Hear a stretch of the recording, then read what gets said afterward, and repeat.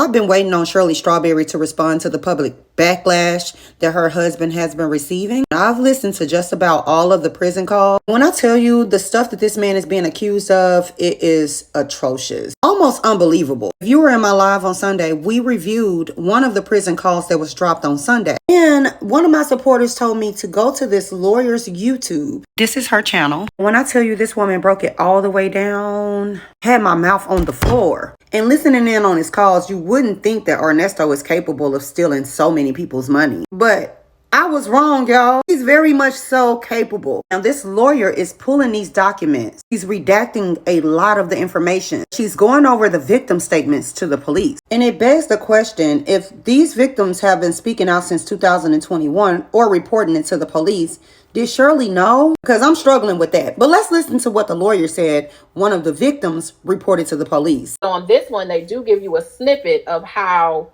we got here to where we are now. This was a report that was on, I think it's July 10th. He did get arrested. People were telling me it was July 5th that he got arrested. No, he was arrested on July 7th. And the reports show that, because I mentioned July 7th because that was supposed to be also the day that the depiction of the kids were found as well. And I gave the commentary of, well, if that was found, maybe it was in the car, maybe it was in something, you know, they had search warrants for his phone. I don't know, but they had that as the day that was in his possession about the kids. So that was July 7th that the original arrest happened. So we are going to start. July 7th of 2022, Ernest Williams was arrested on an outstanding warrant for theft by deception. William had been renting a home at, and it has the address, and had not been paying the rent. The landlord filed a report with the Roswell Police Department stating that Williams owed in excess of $26,000. He stated that he believed there was illicit activity happening at the home located on Pine Grove Road, as there were multiple vehicles sitting in the driveway, to include a Bentley, 2 Harley Davidsons, motorcycles, and an ambulance. Like, why is the ambulance in their driveway? What? Now, what the hell Ernesto need with an ambulance? An ambulance? What he need with an ambulance?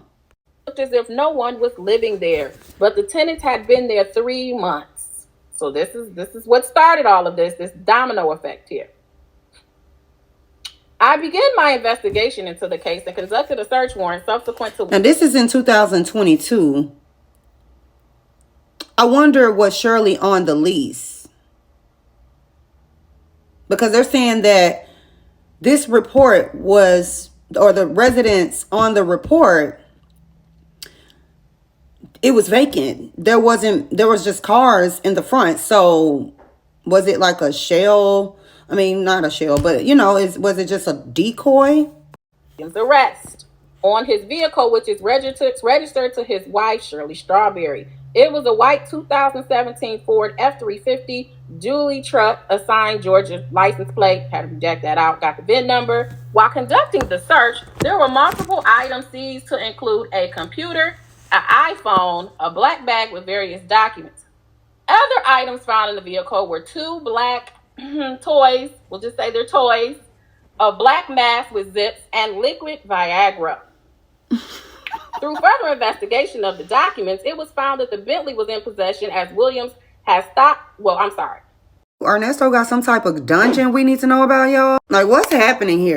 Possession, as Williams had stopped paying the car note and other documents, which prompted us to obtain a search warrant for that address, as well as Pine Grove. So the first address, so it is true based on this document, the first address was the one that I guess was in Ernesto and Shirley's name. Then it also led them to another address, which was next door or a couple houses down. And it was on the same street where the co-defendant of the case, Erica King, was living. So that actually did confirm that they lived by each other.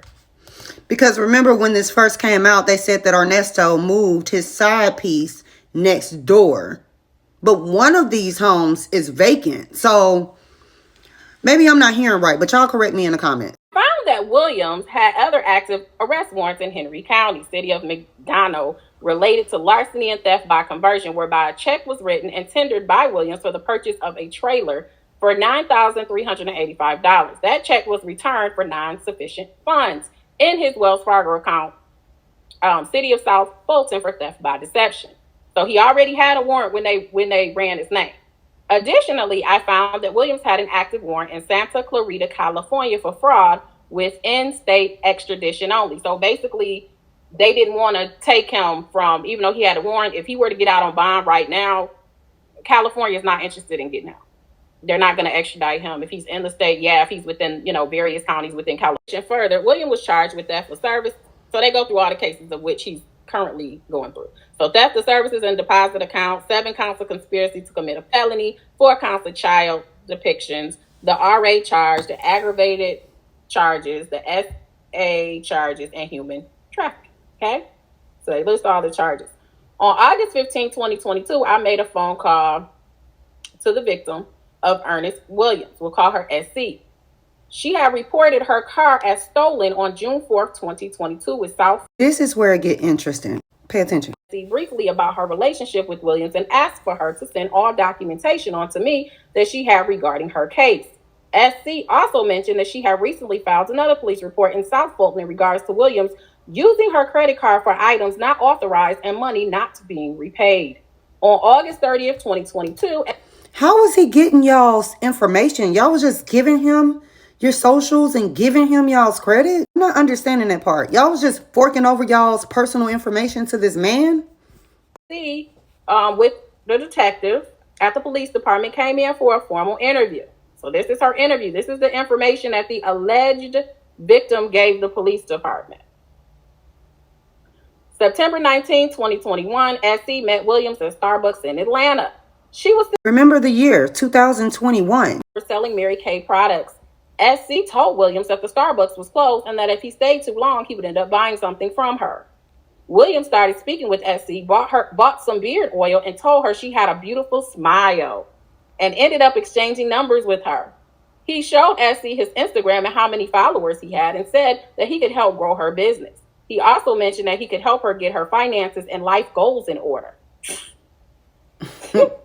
Williams texted SC later on and told her that his team could work on her project and that it would cost her $1,000. SC stated that she was looking into courses that cost around the same amount of money and decided that if a team could help her, she would prefer to task it out.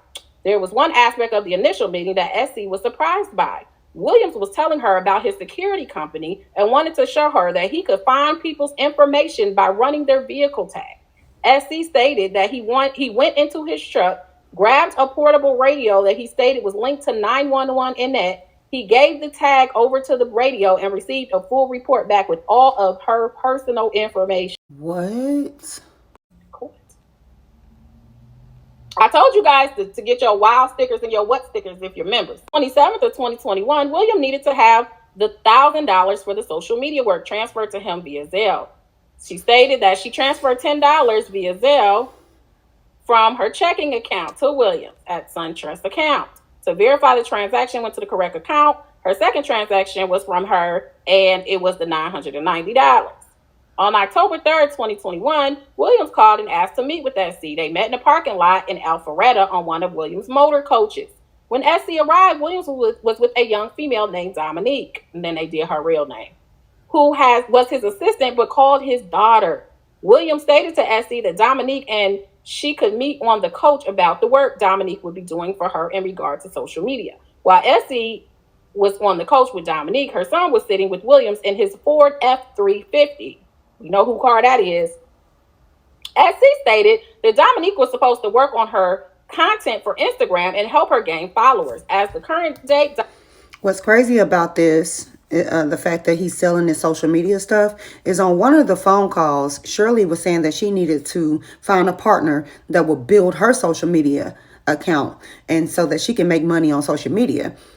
Ernesto had no response for her other than, yeah, you should. I think you should. So you couldn't help your wife, but you was out here